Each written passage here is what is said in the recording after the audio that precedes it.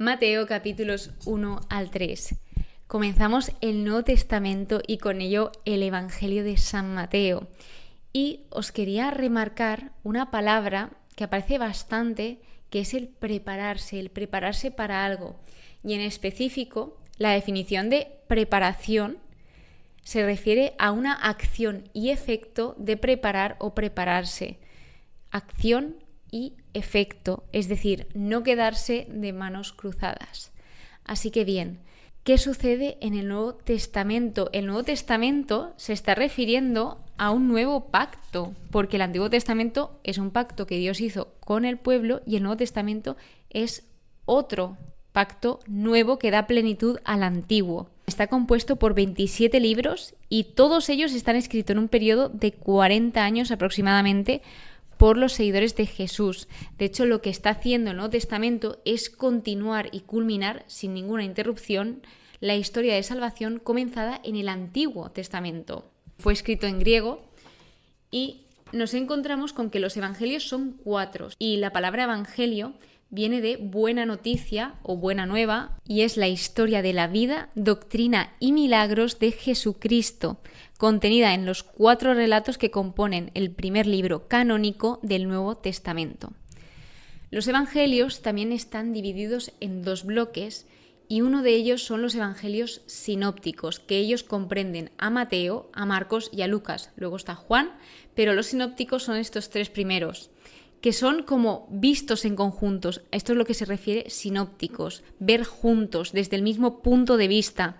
Lo que están haciendo estos evangelios es presentar historias y relatos muy semejantes, muy similares, que de hecho hay veces que en la Eucaristía te dicen a lo mejor que es Mateo, pero dices, pero si parece que me está hablando del Evangelio de Marcos, porque suelen contar hechos muy pero que muy similares. Son libros didácticos con el fin de enseñar a la Iglesia lo que significaba vivir como Cristo y que se pueden estudiar por columnas, ya que son tan similares que esto pues puedes coger un trozo del Evangelio de San Mateo, irte al Evangelio de Lucas o al Evangelio de Marcos, que seguramente haya una historia muy similar.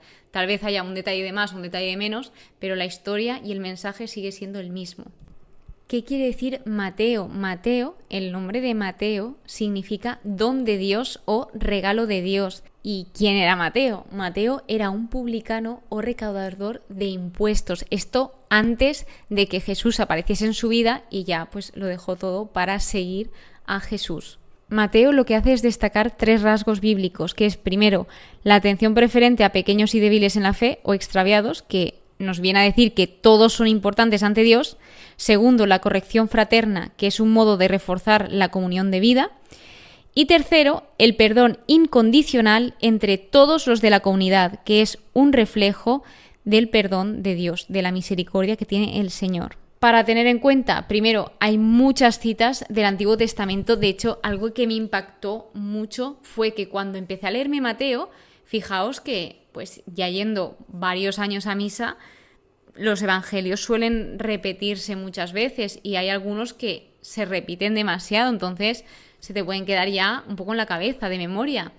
Pero fue muy fuerte porque empecé a leer el Nuevo Testamento y de repente empiezas a ver cosas citadas generalmente de esos profetas que acabábamos de leer, porque el último libro o el último bloque que leímos eran los libros proféticos del Antiguo Testamento, pues ahora empezó desde el capítulo 1 y ya se estaba cumpliendo todo. O sea, todo se realizaba para que se cumpliesen esas profecías que habían profetizado los profetas. Se estaba cumpliendo todo aquello que Dios estaba diciendo. Por lo tanto, se comprueba que Dios es fiel a su palabra, que Dios cumple lo que dice. Y la verdad que yo estaba alucinando porque era, ¡pam!, versículo que se ha cumplido, ¡pam!, otro versículo que se ha cumplido. Muy fuerte, o sea, muy fuerte. Y mirad que lo podía haber escuchado el día anterior en misa, pero fue como muy impactante para mí el empezarme a leer ya de seguido el Nuevo Testamento. Una cosa interesante a tener en cuenta es que Mateo esperaba que sus lectores estuvieran familiarizados con la cultura judía. Él estaba siendo cercano a la hora de hablar hacia un público judío.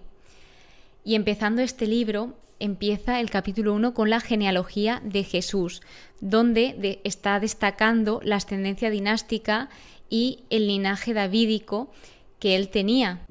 Es decir, va diciendo de quién es quién hasta llegar a Jesús y acaba diciendo: y Jacob engendró a José, el esposo de María. Ojo ahí, José, el esposo de María, de la que nació Jesús, llamado Cristo.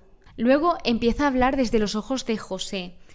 De hecho, empieza hablando del origen de Jesucristo, y Mateo es el que nos dice de dónde viene Jesús. María estaba desposada con José y antes de empezar a estar juntos, de repente María estuvo encinta por obra del Espíritu Santo. Y esto, siempre ha impactado, y poneos en la piel de José.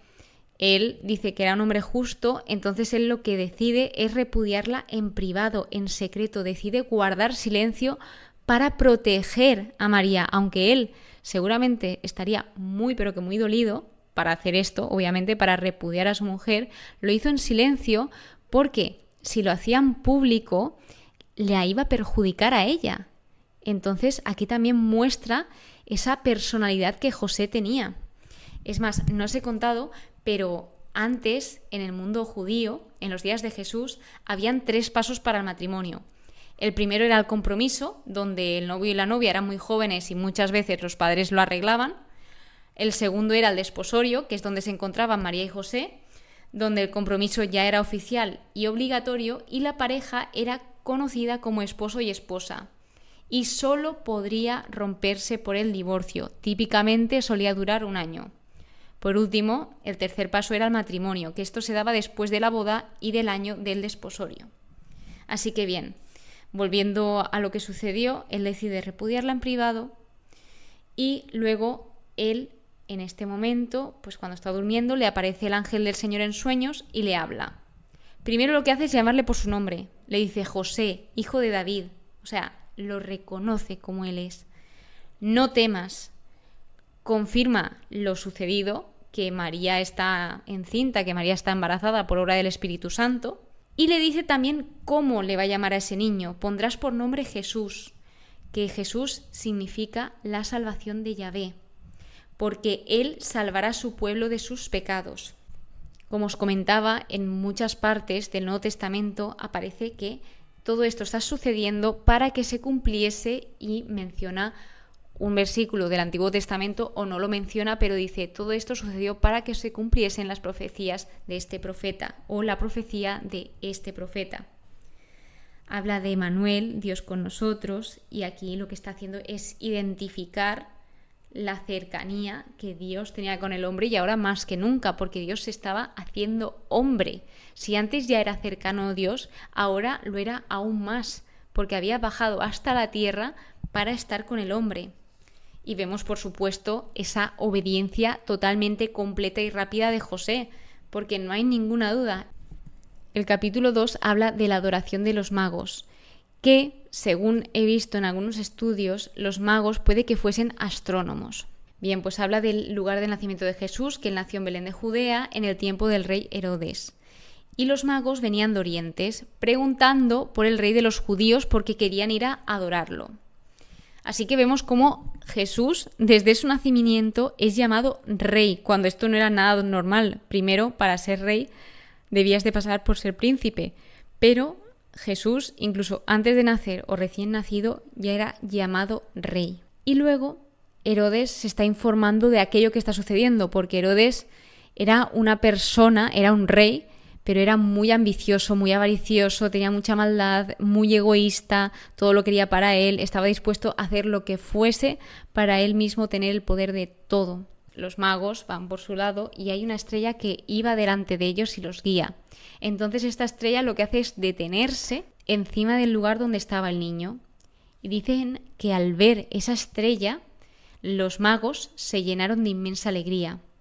También los magos fueron avisados en sueños que no volvieran a Herodes, sino que se fuesen por otro camino. De nuevo, el ángel del Señor se vuelve a aparecer a sueños a José y le dice que se tienen que llevar al niño y se tienen que ir, en resumen, a Egipto.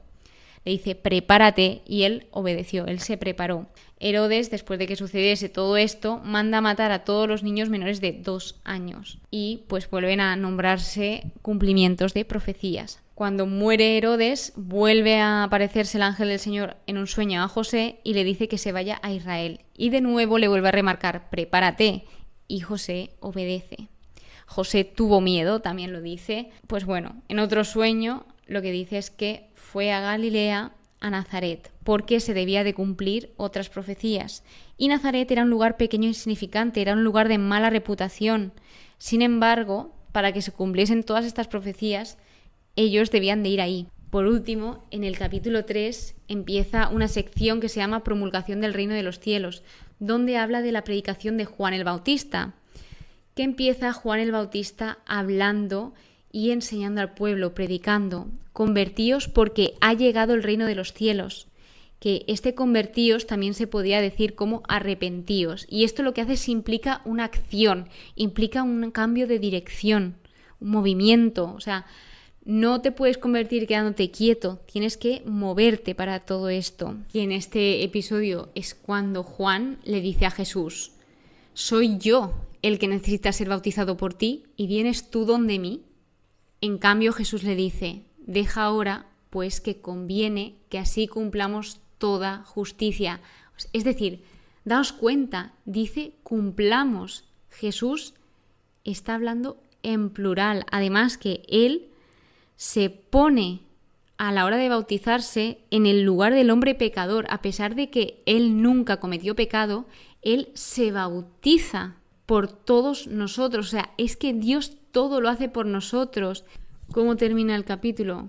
Cuando una vez bautizado Jesús, se abren los cielos y vio al Espíritu de Dios que bajaba como una paloma viniendo sobre él, y una voz salía de los cielos diciendo, este es mi Hijo amado, en quien me complazco. De modo que, a modo resumen, vemos cómo la verdadera preparación debe tomar lugar en nuestros corazones y cómo Jesús se identificó con los pecadores sin él ser uno de ellos nunca. O sea, todas las cosas que Jesús hizo y sigue haciendo por amor a nosotros. Y esto es continuo, es decir, nada más empezar el Nuevo Testamento ya te están contando una barbaridad de cosas. Primero, que Dios es fiel y que todo lo que dice lo cumple.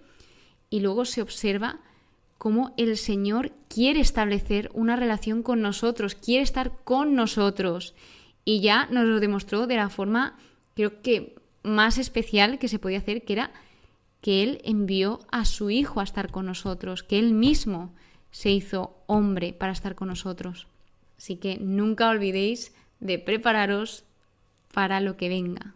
Muchísimas gracias por estar aquí, muchísimas gracias por escucharme. Espero que pases muy pero que muy buen día. Estoy muy pero que muy feliz de haber empezado por fin el Nuevo Testamento. Me hacía muchísima ilusión y espero que lo disfrutéis tanto como el Antiguo Testamento. Que Dios te bendiga.